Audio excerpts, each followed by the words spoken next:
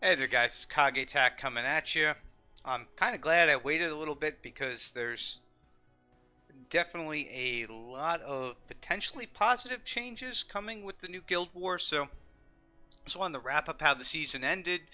We we had one really tough fight, and it wasn't the final fight. I think the fourth one was stronger for some reason.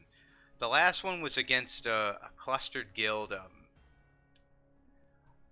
IVS, yeah, those guys. The one in rank 49 here. It was a different guild with them, and we always take a cluster guild, and when we see them, or like one of those bigger ass guilds, and we just throw everything at them because you don't really know if they're what their strength is, or are they really good, or are they like leftovers because there's like 20 of those guilds. What's the deal?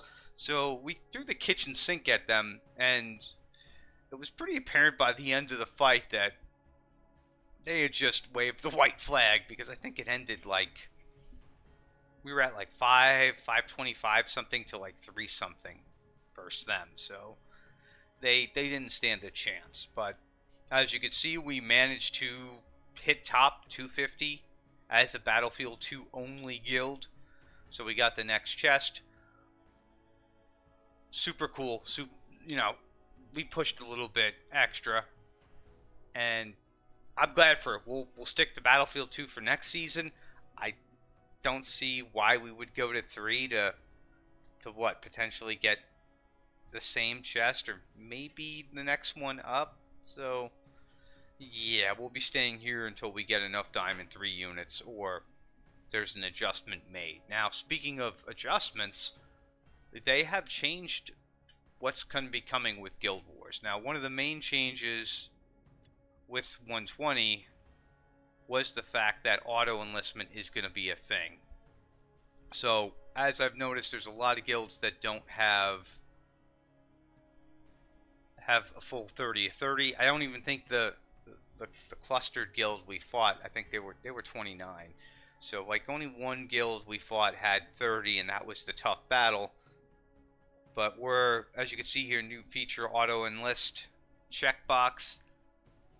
Some people are happy about this, some people aren't, because they're like, well, I don't know if my guys are going to be able to do 5 attacks and get the auto enlist and everything.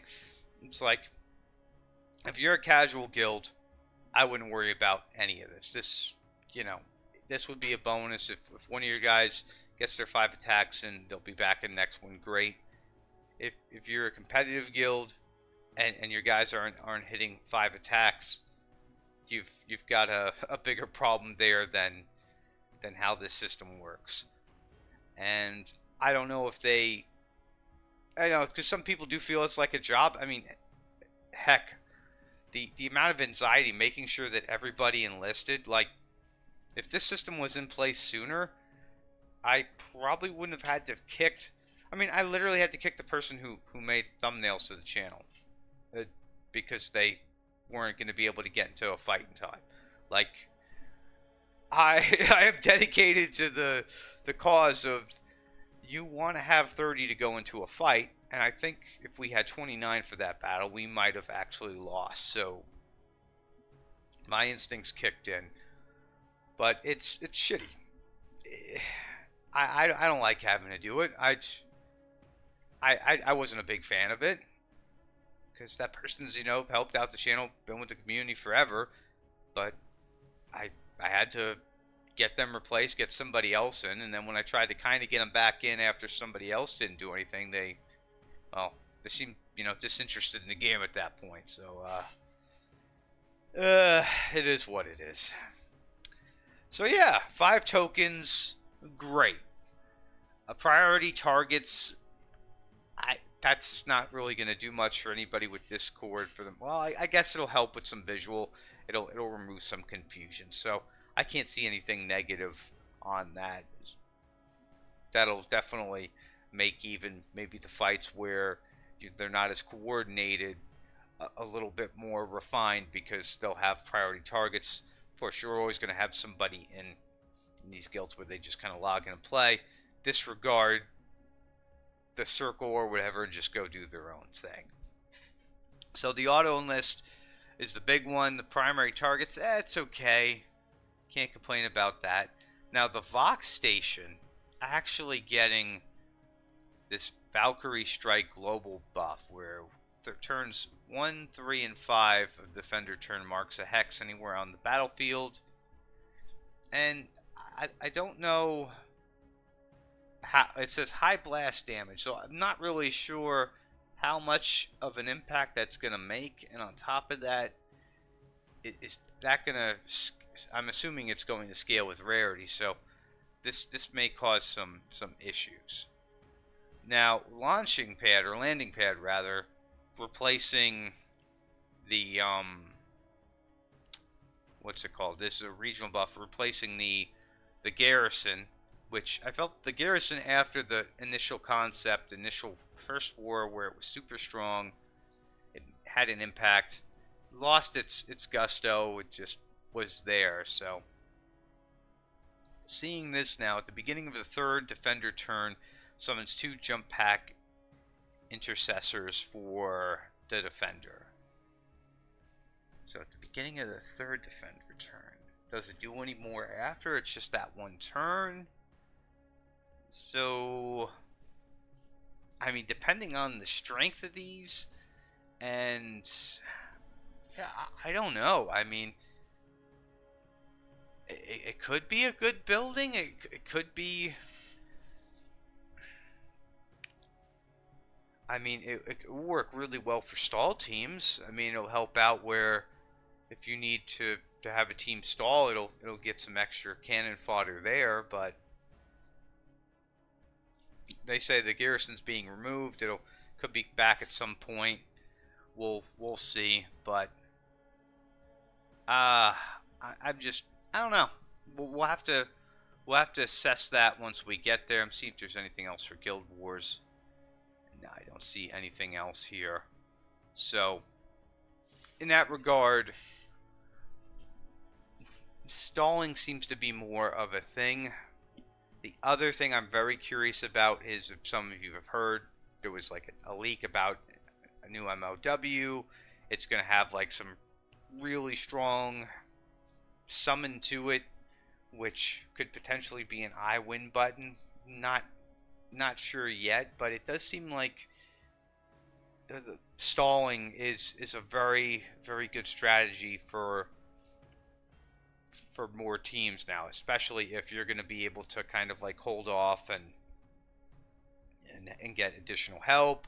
You've got the Vox station having a turn 3 and turn 5 additional hex hits, which may or may not work to your advantage. I'm not sure yet. So it's going to be interesting to see what these little changes do, and also when this new machine of war hits, if it really is going to have a high impact. I am starting to notice, though, that everybody's starting to have more than one machine. I mean, I think that does seem to be the way to go, is to have multiple machines to help with the defense. Of course, you could always have one really good machine built up, but if you get 2, you get 3 machines, and they're focusing on diversifying and helping support all of your teams. It's going to be more potential tokens wasted for the attacker.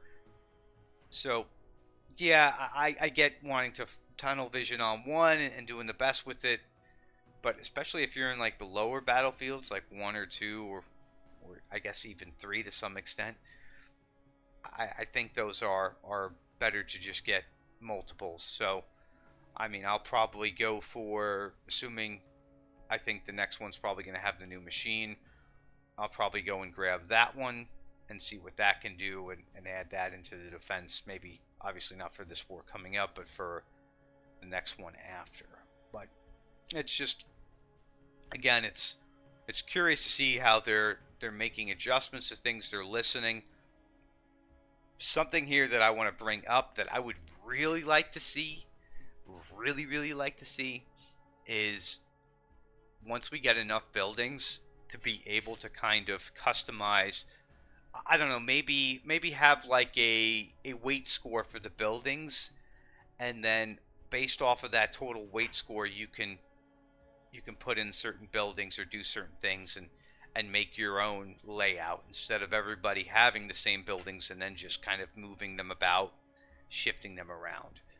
Because I know if we do it unrestricted, there could probably be some meta build setup, but at least with like a weight score and shifting weight score, per season, it'd be very hard to kind of figure out what's the best one to get, and with always being different abilities and stuff coming in every like 1 to 2 seasons, we could see some diversity there, which would be nice. I mean, of course, some people don't care about this. Some people will be like, well, I'll just use the default stuff, move it around as I see fit, good enough for me.